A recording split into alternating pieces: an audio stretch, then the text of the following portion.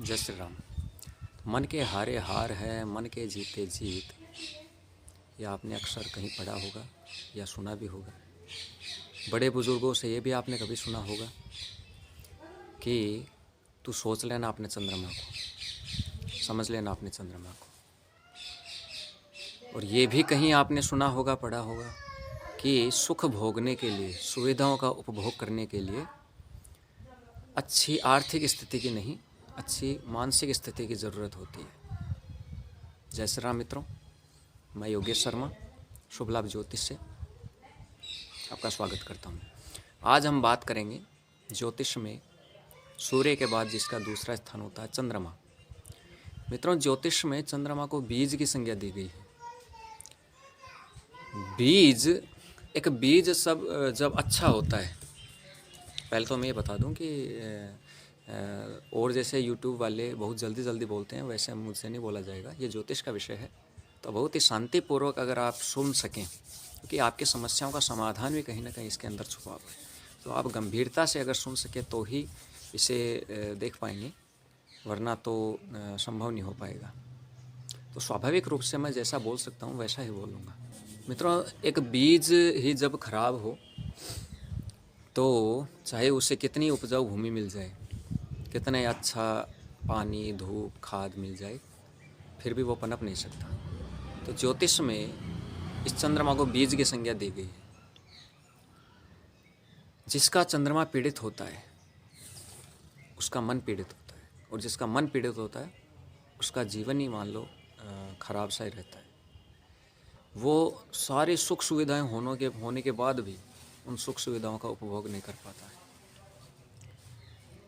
जिसका चंद्रमा पीड़ित होता है उसकी माताजी की भी तबीयत खराब रहती है। यदि आपके माताजी का स्वास्थ्य खराब रहता है लगातार, यदि आपका मन पीड़ित रहता है, आप छोटी छोटी बातों पे झुंझलाहट करते हैं, तोड़ फोड़ करते हैं, कभी कभार हो जाए बात अलग, बाकी लगातार रहती है स्थिति,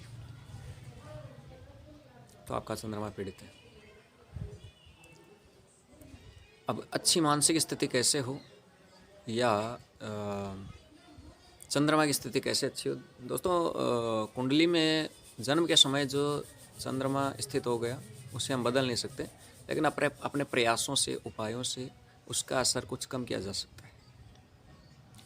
कोई भी डॉक्टर मिनटों में या कुछ घंटों में उपचार नहीं कर सकता। मान लीजिए किसी का टाइफाइड हो गया, तो दुनिया कोई भी डॉक्टर 2 घंटे में इलाज नहीं करेगा। वो 15 दिन, 20 दिन, 25 दिन जो लगने हैं वो स्वाभाविक रूप से लगेंगे, और तब तक पेशेंस रखना होगा। दवाई इसलिए ली जाती है कि उससे रिलीफ मिले, वरना ठीक तो क्या पता वैसे भी हो जाए वो, लेकिन तकलीफ पाके ठीक होगा। तो मानसिक स्थिति ठीक करने के लिए या माताजी का स्वास्थ्य ठीक करने के लिए, अपने चंद्रमा की स्थिति सुधारने के लिए, तीनों एक ही चीज़ आप लाक्षणिक रूप से समझिए। पूर्णिमा के आसपास समुद्र का पानी उफान पे होता है।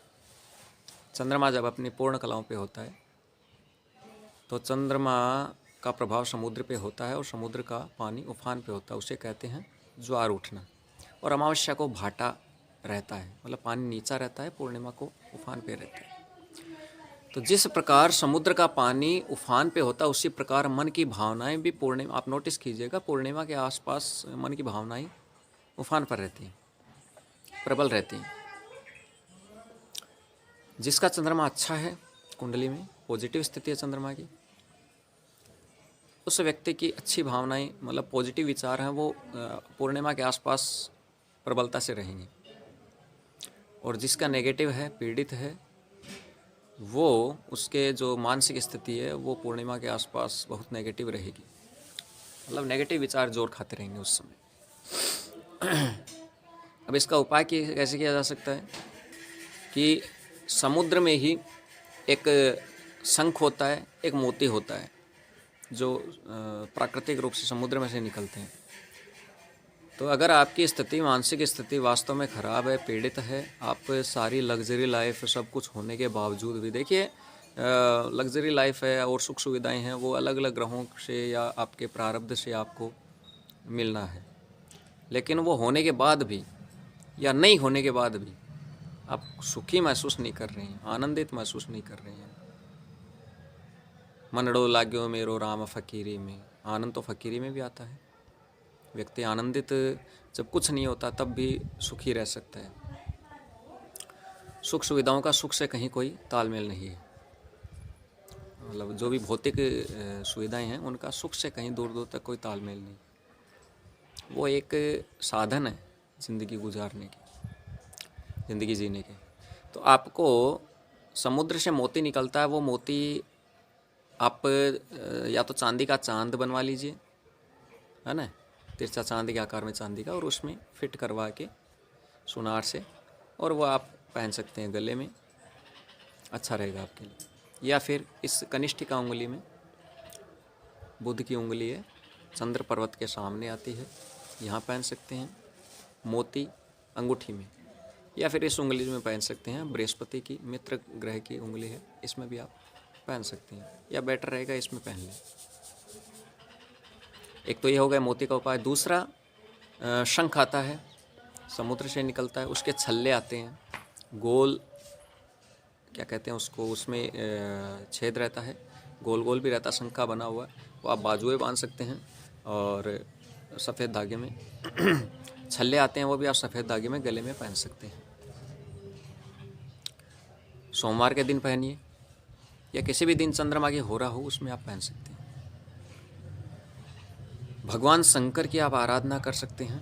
देखिए, चंद्रमा के अधिष्ठात्री देवता शिव भगवान है। शिव पार्वती की आराधना कीजिए। कहते हैं भक्ति में शक्ति होती है। तो यदि आपकी भक्ति की पराकाष्ठा बहुत हद तक है तो आप कुछ भी प्राप्त कर सकते हैं। किसी भी ग्रह का उपाय आप कर सकते हैं भक्ति करके। दूसरा, कर्मों को आपको सुधारना पड़ेगा। आपकी माताजी का स्वास्थ्य खराब रहता है, माताजी से नहीं बनती है, तो माताजी का सम्मान कीजिए, माताजी की सेवा कीजिए, उनसे तालमेल बिठाइए। उनके आशीर्वाद के साथ साथ धीरे धीरे आपका जो है मानसिक स्थिति, या आपके जो ग्रह हैं चंद्रमा कुंडली में, वो आपको पॉजिटिव फल देना शुरू कर देंगे। तो ये था आज का वीडियो। और कर्म कीजिए, कर्म का फल अवश्य मिलेगा। पॉजिटिव कर्म कीजिए, भक्ति कीजिए। मन की जो स्थिति है वो बहुत ही नाजुक होती है। तो मैं बता रहा था आपको कि पूर्णिमा के आसपास जो नेगेटिव विचारधाराएं पनपती हैं या कभी भी पनपती हैं, तो वो अगर आपके चंद्रमा की स्थिति पीड़ित है तो आप किसी भी हद तक कुछ भी कर सकते हैं। व्यक्ति कुछ भी कर सकता है ना। तो इससे अच्छा आप समय रहते उपाय कर लीजिए। यदि आपको कुछ भी समझ में नहीं आ रहा है इस वीडियो से संबंधित, आपको कुछ पूछना हो तो नीचे कमेंट बॉक्स में कमेंट कर सकते हैं।